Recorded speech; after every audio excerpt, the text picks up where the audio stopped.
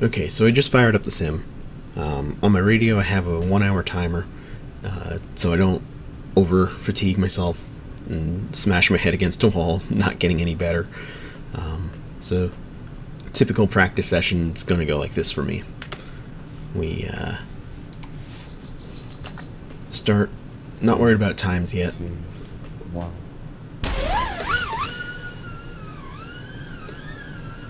Start feeling out the sticks, getting fingers loose.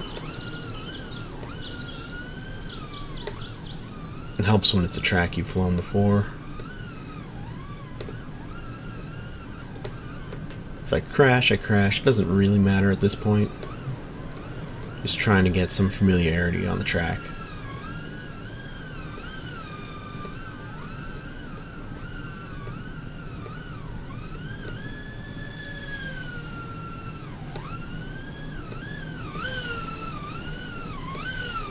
So I'll actually put my my sticks on screen here in a moment, but I'm even warming up.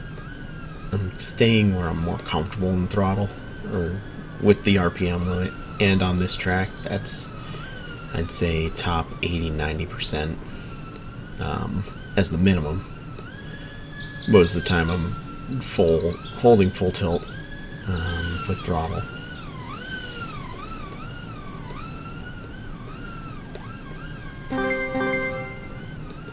Again, don't really care about the other times on the track. They're just there to give me some lap traffic as I go.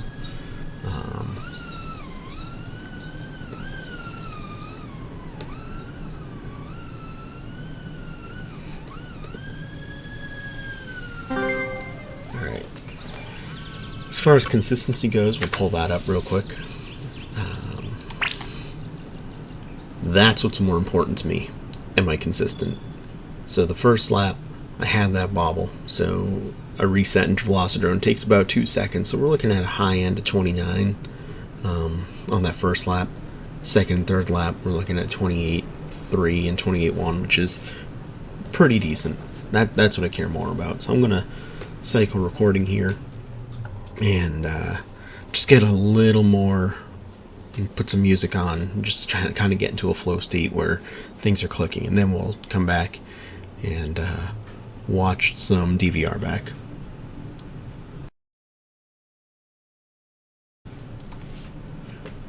Okay, in this little section here, I just want to highlight the importance of using Velocidrone to get some experience flying into pit lane and resuming a lap out of pit lane.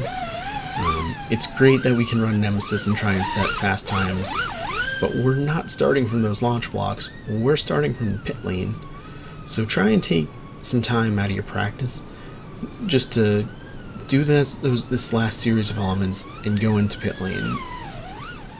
We are race band 8, which means we should be the very last pit box here. So I don't think it matters too much if we overshoot. There's not going to be anyone over here, so if we overshoot, we'll just have to be careful retrieving our quads. If anything, maybe try and land a little bit further or deeper in, but nonetheless, get experience taking off out of our pit lane, or out of our pit box, and re-entering lap traffic over here. Since that's what we'll be doing most of the time, there's only so many cautions and restarts they can call during the race. So work on getting some familiarity, coming in, stopping yourself, and taking off, going into that first element. You don't need to use Nemesis mode for that section, but make sure that the first time you're coming into pit lane and flying out of pit lane isn't at Mayhem, but it's in the sim, when you have some time to get comfortable with exiting and entering the main lap traffic.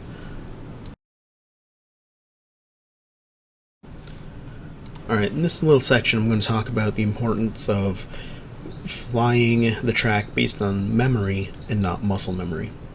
Muscle memory doesn't really help you when you're flying a drone.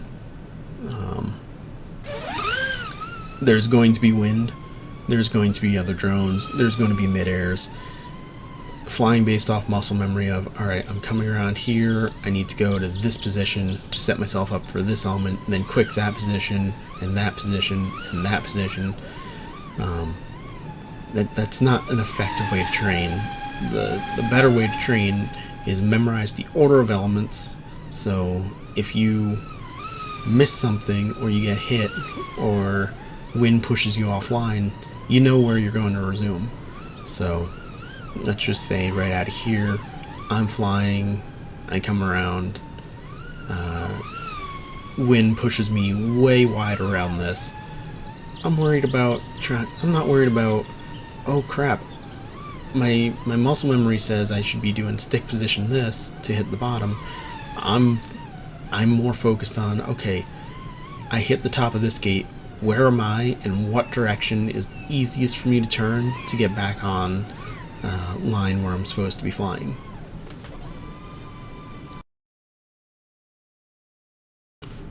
Alright, so I want to talk about when flying, memorizing the track, you don't need to use the full element. And what I mean by that is, as I'm flying through here, I'm not typically hitting the outside of this gate. The faster line is hugging the inside.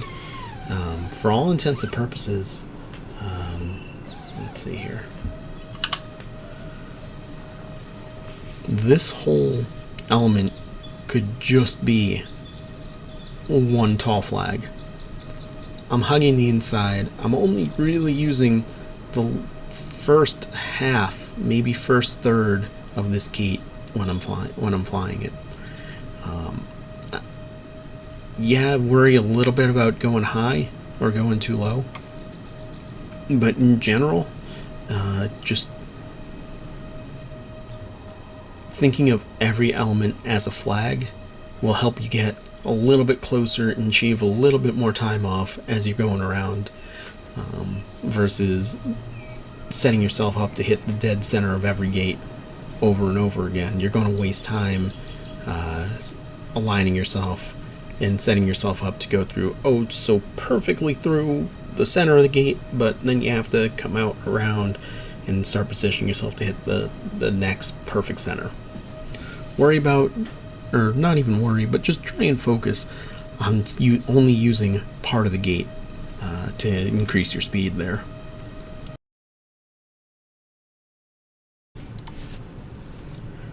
Alright, so the exception to that every gate as a flag approach would be the dive gate. With the dive gate, I try and use the element, or this gate right before it, as my setter for how I'm flying through. And by that I mean, if I hit the top right quadrant of this gate, I'm going to be flying into the top right quadrant of the dive gate. Bottom right, I'm going to be hitting the bottom right. So wherever you try and, or wherever you wind up hitting that, or this preceding gate, is where you're going to be hitting in the dive gate. My personal ideal line is hitting the top third of this gate, trying to be closer to the to the blue part of the material than I am to the ground. Come through in the top right, which sets me up to take the top right, which also I'm going to try and pause physics again, but to use my mouse to indicate what I'm talking about here. But I hit that top right, I'm setting myself up to come through the top right of the gate. So I come up, and I'm set up to go down in the ideal corner to set myself up for those next elements. So up and down.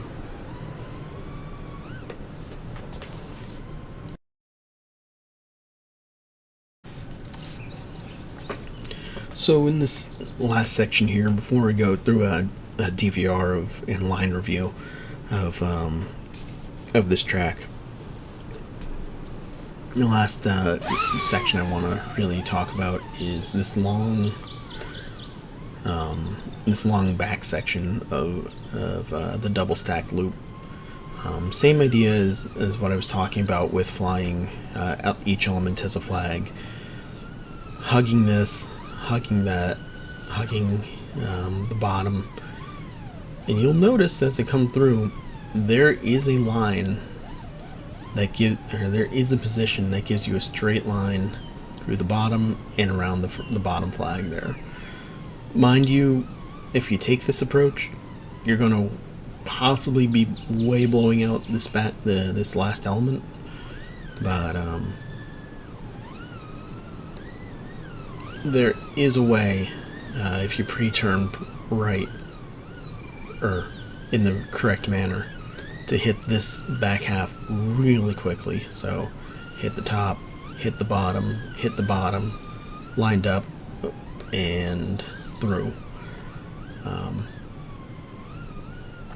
I think that's the only other element I want to call out specifically in this